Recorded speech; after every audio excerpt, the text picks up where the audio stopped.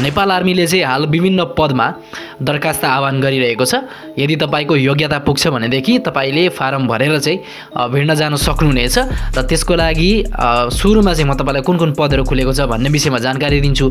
त्यसपछि के छ त क्राइटेरिया, उमेर कति पुगेको हुनुपर्छ, कुन विषयमा तपाईले पढेको हुनुपर्छ, के छ अरु तपाईको क्राइटेरियाहरू, तपाईले कहाँ गएर फर्म भर्ने, कसरी के गर्ने भन्ने विषयमा पनि जानकारी दिनेछु।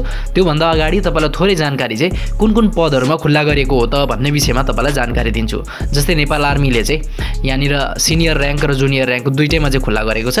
जुनियर र्याङ्क मध्येमा यदि बिल्लादार पदहरूमा हामीले हेर्ने हो भनेदेखि तपाईको यहाँनिर कुनै जमदारमा पनि छ। जमदार भन्नाले तपाईले यहाँ देखिराख्नु भएको चाहिँ स्क्रिनमा, तपाईले स्क्रिनमा पनि देख्न सक्नुहुन्छ।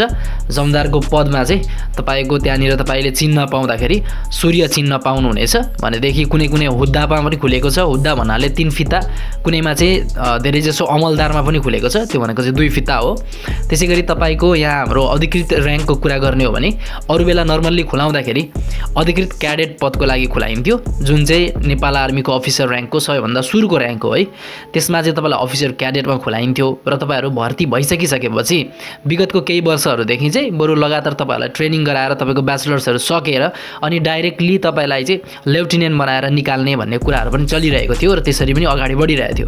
त्यो भन्दा अगाडि चाहिँ तपाईको अफिसर क्याडेटलाई उहाँहरूले चाहिँ ब्याचलर नसकाइकन तीबाट उहाँहरूले चाहिँ ट्रेनिङ गराउनुहुन्थ्यो र सहायक सेनानी अथवा सेकेन्ड लेफ्टिनेन्ट बनाएर निकाल्नुहुन्थ्यो, जहाँ चाहिँ क्रस खुकुरी पाइन्थ्यो तपाईको चिन्हमा। भनेदेखि तपाईलाई चाहिँ अधिकृत क्याडेटमा भर्ती गराएर विगतको वर्षमा चाहिँ अलि लामो समयसम्म तपाईलाई ट्रेनिङ गराएर डाइरेक्टली उपसेनानी यानि कि लेफ्टिनेन्टमा निकाल्ने भन्ने कुराहरू थियो। र अहिले हालको लागि खुल्दाखेरि चाहिँ सिधै तपाईको उपसेनानी अथवा लेफ्टिनेन्टको लागि खुलिरहेको छ, जहाँ चाहिँ तपाईले यदि चिन्हको कुरा गर्ने हो भनेदेखि क्रस खुकुरी र चन्द्रमा चाहिँ पाउनुहुनेछ। यस्तो प्रकारको चाहिँ तपाईको खुल्ला भइरहेको छ। तपाईले यो र्याङ्क एन्ड स्ट्रक्चर अफिसियल वेबसाइटमा गएर हेर्न सक्नुहुन्छ। यहाँ तपाईले यो विषयमा जानेको हुनुपर्छ। तपाईलाई रिटन एक्जामिनेसनमा अथवा लोकसेवाको त्यहाँनिर तपाईले अब यसकै एक्जाम दिँदै जाँदाखेरि चाहिँ मल्टिपल चोइस क्वेसनमा तपाईको मल्टिपल चोइस क्वेसनमा चाहिँ यस्तो कुनै पनि एउटा चिन्ह दिएर यो तलमध्ये कुनको चाहिँ दर्जनी चिन्ह हो भनेर तपाईलाई त्यहाँ टिक लाउन क्वेसन दिन सक्छ। त्यसैले गर्दा तपाईले यो विषयमा चाहिँ जानेको हुन पर्यो। र अब चाहिँ म तपाईलाई अब के छ त अन्य योग्यता कतिको संख्यामा खुलेको छ, कहाँ गएर हामीले भर्ने, तपाईको उमेर कति चाहिन्छ, कति पढेको हुनुपर्छ भन्ने विषयमा जानकारी दिन गइरहेको छु। र यदि तपाई यो भिडियो चाहिँ युट्युब बाहेक अन्य प्लेटफर्ममा हेर्दै हुनुहुन्छ भनेदेखि तपाईले युट्युबमा गएर चाहिँ धेरै जानकारीहरू लिन सक्नुहुनेछ। युट्युबमा म अब बिस्तारै तपाईलाई कसरी अनलाइन फर्म भर्नेदेखि लिएर विभिन्न कुराहरूको चाहिँ त्यहाँ जानकारी छोडिदिनेछु।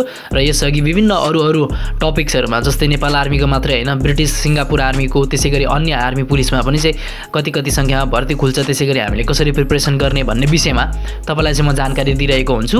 GORKHALI गोर्खाली लेखिएको छ युट्युब च्यानलमा, तपाईले गएर त्यहाँ सब्स्क्राइब गरेर पनि रेगुलर अपडेटमा बस्न सक्नुहुनेछ।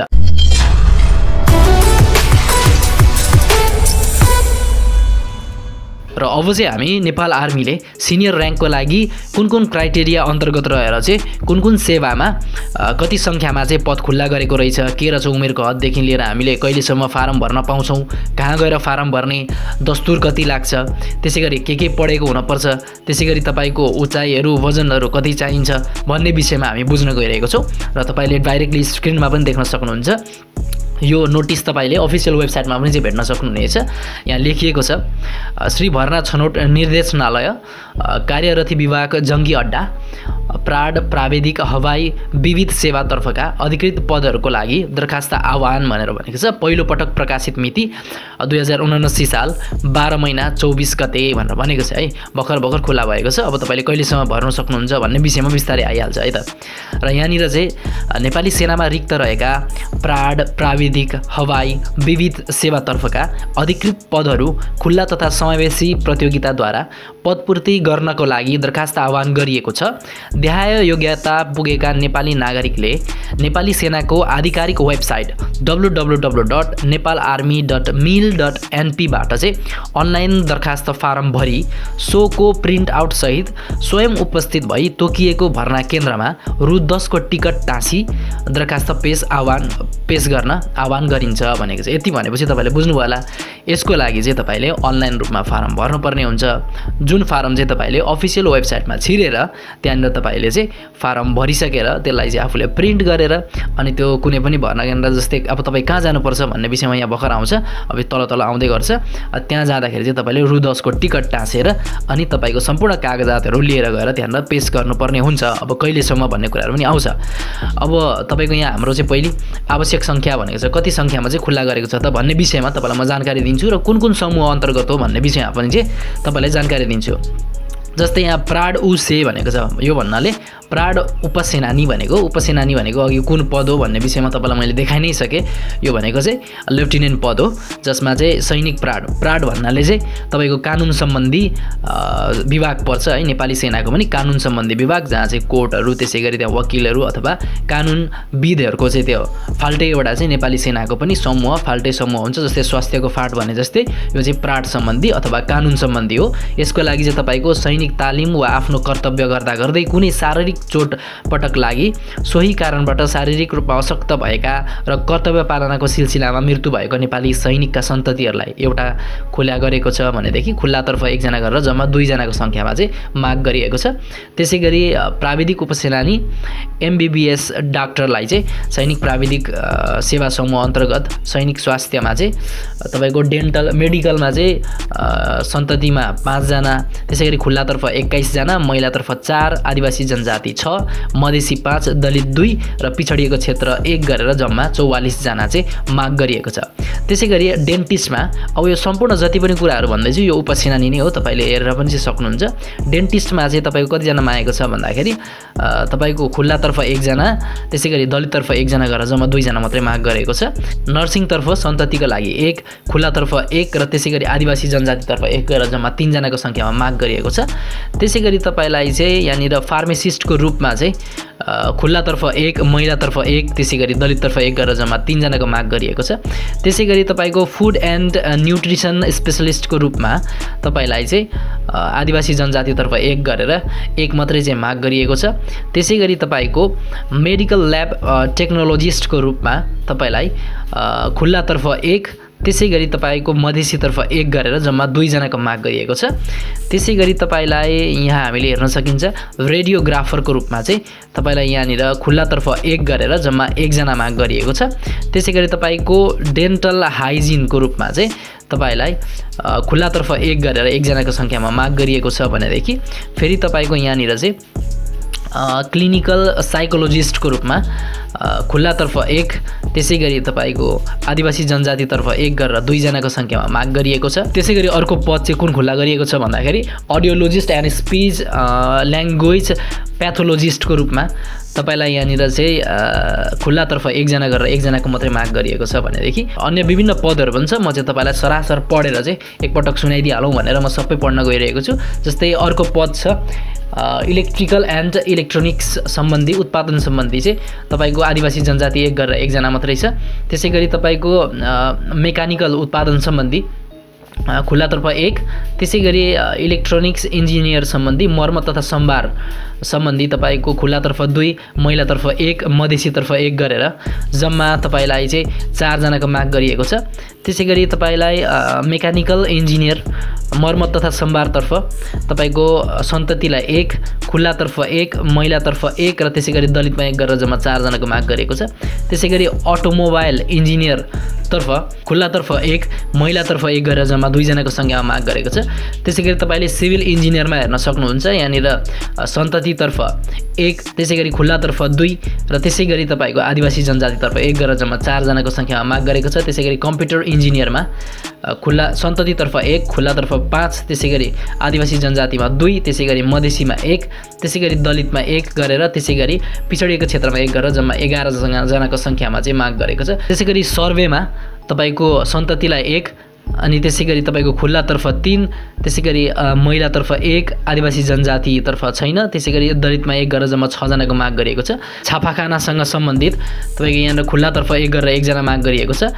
त्यसै गरी तपाईँलाई सामग्री फिल्म निर्देशन, त्यसै गरी डाइरेक्सन एन्ड स्क्रिप्ट राइटरको रूपमा तपाईँलाई चाहिँ यहाँनिर खुल्लामा 1 गरेर 1 जनाको सङ्ख्यामा माग गरेको छ भनेदेखि त्यसै गरी लाइब्रेरियनमा सन्ततितर्फ 1 जना, खुल्लातर्फ 2 जना, महिलातर्फ 1 जना र त्यसै गरी मधेसीतर्फ 2 जना गरेर जम्मा 6 जनाको पदमा चाहिँ माग गरिएको छ। त्यसै गरी पाइलट उपसेनानीतर्फ चाहिँ सन्ततिको लागि 1, खुल्लातर्फ 1, महिलातर्फ 1, त्यसै गरी मधेसीतर्फ 1 गरेर जम्मा 4 जनाको सङ्ख्यामा चाहिँ खुल्ला गरिएको छ भनेदेखि A&C इन्जिनियरमा चाहिँ तपाईँको खुल्लातर्फ 1 गरेर 1 जना मात्रै माग गरिएको छ भनेदेखि यहाँनिर एभियोनिक्स इन्जिनियरको लागि चाहिँ खुल्लातर्फ 1, त्यसै गरी ग्राउन्ड ह्यान्डलिङको लागि चाहिँ तपाईँको आदिवासी जनजातितर्फ 1 गरेर 1 जना मात्रै चाहिँ माग गरिएको छ।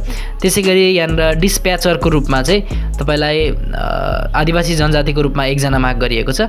त्यसै गरी यहाँनिर एयर ट्राफिक कन्ट्रोलरको रूपमा चाहिँ आदिवासी जनजातिमा 1 जना माग गरिएको छ। त्यसै गरी लेखा उपसेनानीमा तपाईँको सैनिक सन्ततिमा 3, खुल्लातर्फ 12, त्यसै गरी महिलामा 1, त्यसै गरी आदिवासी जनजातिमा 3, त्यसै गरी मधेसीमा 3, दलितमा 1 गरेर जम्मा 23 जनाको सङ्ख्यामा चाहिँ माग गरिएको छ। विभिन्न पदमा छ, सबै चाहिँ प्राविधिक समूहतर्फ हो, जहाँ तपाईँले चाहिँ हेरेर तपाईँ आफैले पनि यो चाहिँ डाउनलोड गरेर हेर्न सक्नुहुन्छ। र विशेष गरेर तपाईँलाई जानकारी दिनका निमित्त चाहिँ अब कहिलेदेखि कहिलेसम्म हामीले भर्ने भन्ने विषयहरूमा हो, र पनि तपाईँलाई अब कतिजनाको सङ्ख्यामा माग गरेको छ, कुन कुन पदहरू हो भन्ने विषयमा सर्टली इन्फर्मेसन दिनु भन्नुभएको कारणले गर्दाखेरि चाहिँ तपाईँलाई मैले एक पढेर पनि सुनाएको। तपाईँलाई अब चाहिँ म कहिलेदेखि कहिलेसम्म फारम भर्न मिल्छ भन्ने विषयमा, अथवा कहिलेदेखि कहिलेसम्म चाहिँ फारम पेश गर्न मिल्छ, कहाँ पेश गर्ने भन्ने विषयमा तपाईँलाई जानकारी दिन्छु। जस्तै तपाईँले अब अनलाइन रूपमा फर्म भर्नुपर्ने हुन्छ, त्यो चाहिँ अफिसियल वेबसाइटबाट भर्ने हो। अब त्यो भरिसकेको फर्म हामीले लगेर चाहिँ विभिन्न अरू कागजपत्रहरूसहित तपाईँले बुझाउनु पर्ने हुन्छ। अब त्यसमा कहिलेदेखि कहिलेसम्म बुझाउने भन्दाखेरि जस्तै तपाईँले दरखास्त पेश गर्ने मिति चाहिँ 2079 साल 12 महिना 24 गते यो सूचना प्रकाशित भएको दिनदेखिको 2080 साल 1 महिना वैशाख 23 गतेसम्म तपाईँले सिङ्गल दस्तुर तिरेर बुझाउन सक्नुहुन्छ भनेदेखि, यदि त्यति बेलासम्म पनि चाहिँ तपाईँले कुनै कारणवश बुझाउन सक्नु भएन भनेदेखि दोब्बर दस्तुर तिरेर तपाईँले 2080 साल 1 महिना 24 गतेदेखि मिति 2080 साल 1 महिना 30 गतेसम्म चाहिँ 7 दिनको थप हुनेछ म्याथ उता। त्यो 7 दिन 1 हप्ताभित्रमा चाहिँ फेरि तपाईँले डबल दस्तुर तिरेर कार्यालय समयभित्र गएर चाहिँ दरखास्त बुझाउन सक्नुहुनेछ। र यहाँ अर्को कुरा के भनिएको छ भन्दाखेरि यदि अन्तिम मितिको दिन तपाईँले फारम बुझाउने, अब जस्तै आज फर्म भर्नुभयो, आज अन्तिम मिति थियो, तर त्यो दिन चाहिँ फर्म चाहिँ अनलाइन रूपमा तपाईँले भरियो, तर फर्म बुझाउन जाने चाहिँ त्यहाँनिर अब शनिबारको दिन पर्यो अथवा कुनै सार्वजनिक बिदा पर्यो भनेदेखि अब तपाईँले अनलाइनबाट त्यो फर्म भरेको मितिभित्रै छ, त्यसलाई चाहिँ अब अर्को जुन दिन खुल्छ त्यो दिन गएर तपाईँले बुझाउन सक्नुहुनेछ। र त्यसै गरी स्थान चाहिँ तपाईँले केन्द्रीय भर्ना छनौट केन्द्र स्वयम्भूमै गएर बुझाउनु पर्ने हुन्छ। यो चाहिँ यता अधिकृत क्याडेटको जस्तो विभिन्न आफ्नो आफ्नो क्षेत्रको भर्ना केन्द्रमा गएर हामीले बुझाउन पाइँदैन। त्यसैले गर्दाखेरि तपाईँले फारम भरेर यदि भिड्ने हो भनेदेखि बुझाउनुको लागि चाहिँ काठमाडौँ नै जानुपर्ने हुन्छ। त्यसैले गर्दाखेरि हाम्रो स्थान चाहिँ कहाँ छ भन्दाखेरि नेपाली सेनाको केन्द्रीय भर्ना छनौट केन्द्र स्वयम्भूमै जानुपर्ने हुन्छ। र अब दरखास्त दस्तुरको कुरा गरौँ, पैसाको तपाईँले कति राजस्व तिर्नुपर्छ भन्ने कुरामा, जस्तै दरखास्त फारम बुझाउँदा सबै पदका लागि रु 1000 रुपैयाँ तपाईँले तिर्नुपर्छ, जुन चाहिँ नेपाल बैंक लिमिटेडको खाता नम्बर पनि यहाँ दिएको छ, कार्यालय कोड नम्बर दिएको छ, राजस्व शीर्षक दिएको छ। यो तपाईँले त्यहाँनिर चाहिँ बिलमा लेखेर अनि भरेर त्यसको चाहिँ बिल भाउचर चाहिँ तपाईँले लिएर जानुपर्ने हुन्छ। अनि त्यसै गरी यहाँनिर के भनिएको छ भन्दाखेरि जम्मा गर्नुभई सोको सक्कल भाउचर तथा प्रतिलिपि एक दरखास्त फारम साथ पेश गर्नुपर्नेछ, बुझिहाल्नुभयो। अनि सोही विज्ञापनमा 1 भन्दा बढी समूहमा दरखास्त दिएमा प्रत्येक समूहको लागि 20% का दरले थप हुनेछ। यो त तपाईँलाई प्रत्येक कुरा भन्दै आएकै कुरा हो है। अब तपाईँको मेन कुरा रह्यो, जस्तै खुल्नु त खुल्यो, अब यसको लागि तपाईँले कति पढेको हुनुपर्छ, सबै प्राविधिक समूहहरू छ हैन, यसमा हामीले कति पढेको हुनु पर्यो भन्ने विषयमा जान्नु जरुरी छ। अब यहाँ शैक्षिक योग्यता हेरौँ। शैक्षिक योग्यतामा चाहिँ जस्तै प्राण उपसेनानीमा यदि तपाईँ भिड्नुहुन्छ भनेदेखि यो पदको लागि चाहिँ तपाईँले कति पढेको हुनुपर्छ भन्दाखेरि कानुनमा स्नातक तह उत्तीर्ण गरी नेपाल कानुन व्यवसाय परिषदबाट अधिवक्ताको प्रमाणपत्र प्राप्त गरेको हुनुपर्छ। त्यसै गरी यदि तपाईँ MBBS डाक्टरमा चाहिँ यदि भिड्न चाहनुहुन्छ भनेदेखि SLC वा सो सरह गरेर त्यसपछि बायोलोजीमा 10+2 +2 चाहिँ बायोलोजीमा तपाईँले उत्तीर्ण गरी कम्तीमा MBBS उत्तीर्ण गरी अनि त्यसपछि तपाईँले 1 वर्ष इन्टर्नसिप गरेको र नेपाल मेडिकलमा चाहिँ मेडिकल काउन्सिलमा तपाईँको दर्ता भएको हुनुपर्छ भन्ने किसिमको चाहिँ शैक्षिक योग्यता छ। त्यसपछि तपाईँ यदि डेन्टिस्टमा जान चाहनुहुन्छ भने माथिकै जस्तै छ, जस्तै SLC वा सो सरह गरिसकेपछि तपाईँले बायोलोजीमा चाहिँ 10+2 भनेको +2 पास गरेको हुनु पर्यो र कम्तीमा पनि फेरि BDS उत्तीर्ण गरी 1 वर्ष चाहिँ तपाईँको इन्टर्नसिप गरेको हुनुपर्यो, नेपाल मेडिकल काउन्सिलमा दर्ता भएको हुनुपर्यो। अनि त्यसपछि फेरि सैनिक उपचारिकाको रूपमा चाहिँ यदि तपाईँ जान चाहनुहुन्छ भनेदेखि तपाईँले नर्सिङ विषयमा कम्तीमा स्नातक BN वा ब्याचलर इन नर्सिङ साइन्स वा BSc नर्सिङ उत्तीर्ण गरी नेपाल नर्सिङ काउन्सिलमा दर्ता भएको हुनुपर्छ भनिएको छ। यो कुराहरू मैले भन्दा पनि जो रिलेटेड फिल्डको मान्छे हुनुहुन्छ उहाँहरूले नै चाहिँ जान्नुभएको हुन्छ। त्यही कारणले गर्दा म सरसर्ती पढिदिन्छु, बाँकी कुरा तपाईँले बुझि नै हाल्नुहुनेछ। त्यसै गरी यहाँनिर फार्मासिस्टको रूपमा चाहिँ सम्बन्धित मेडिकल ट्रेडमा स्नातक तह उत्तीर्ण गरी सम्बन्धित काउन्सिलमा दर्ता भएको भनेर भनिएको छ। त्यसै गरी फुड एन्ड न्युट्रिसन स्पेसलिस्टको रूपमा सम्बन्धित मेडिकल ट्रेडमा स्नातक तह उत्तीर्ण गरी सम्बन्धित काउन्सिलमा दर्ता भएको भनिएको छ। त्यसै गरी मेडिकल एन्ड टेक्नोलोजिसमा पनि सेम छ, तपाईँले स्नातक तह उत्तीर्ण गरी सम्बन्धित काउन्सिलमा चाहिँ दर्ता भएको हुनुपर्छ भन्ने किसिमकै छ।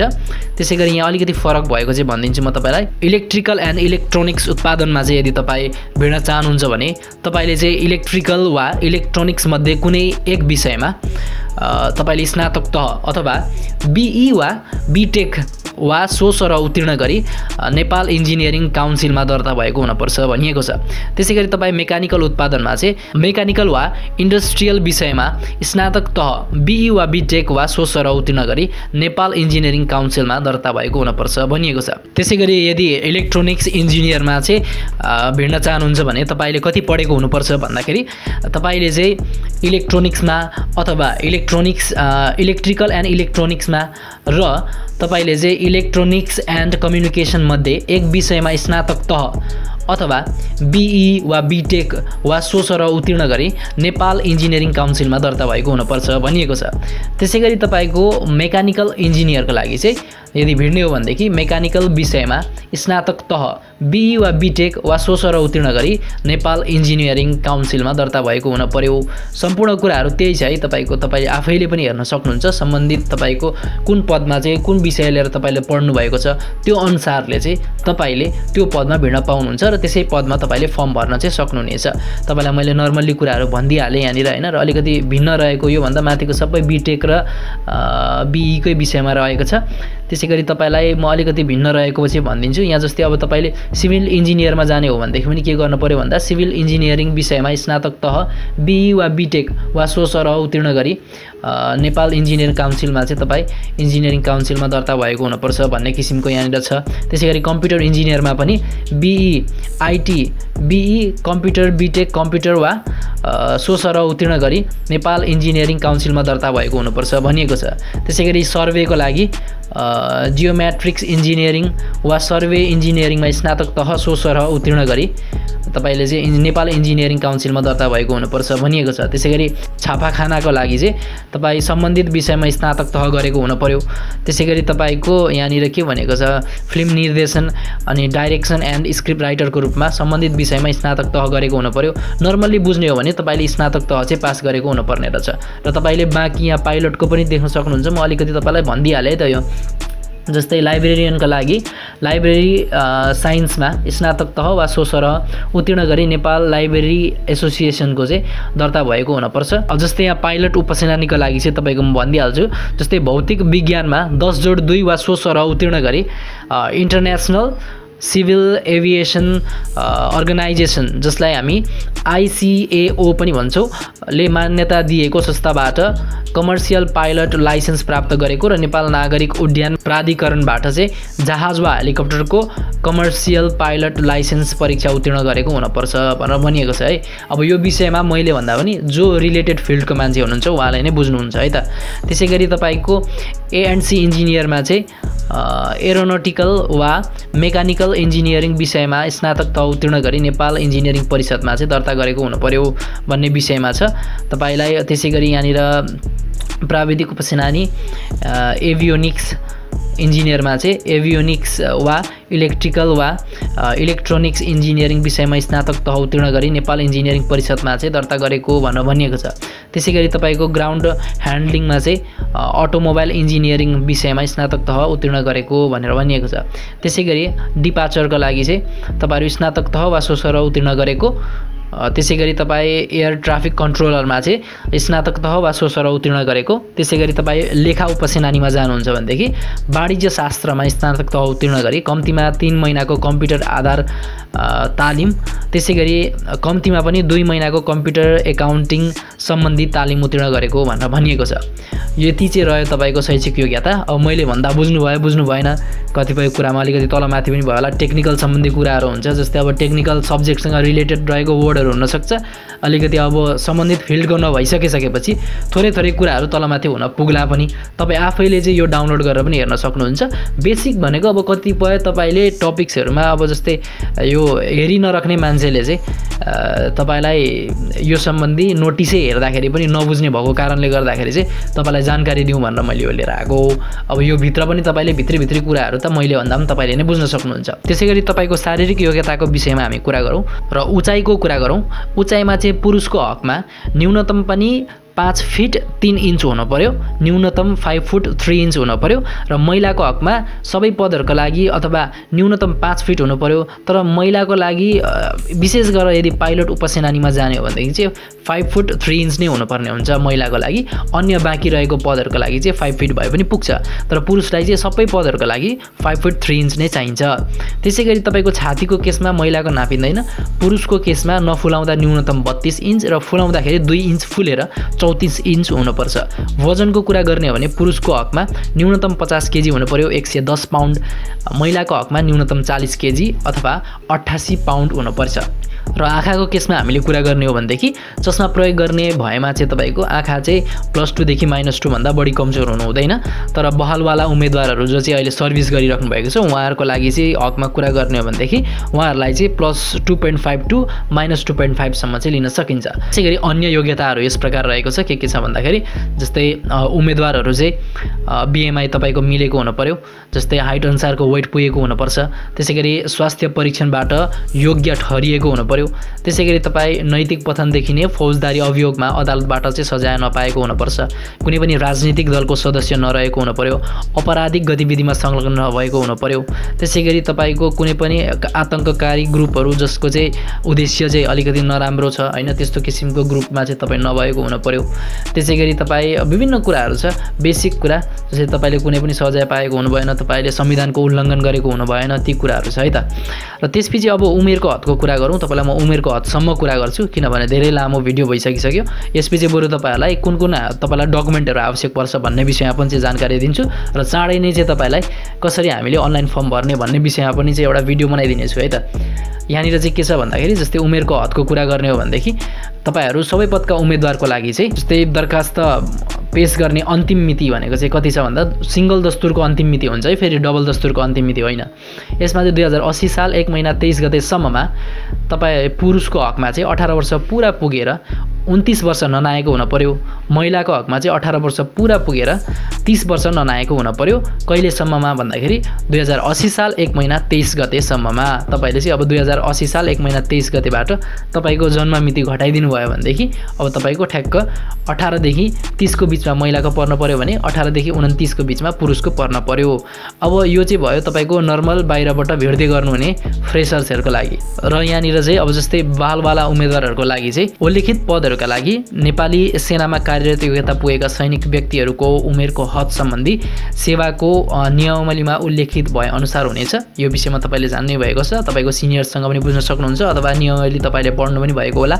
त्यसै गरी बढीमा 3 पटक आवेदन दिन सक्नेछन्।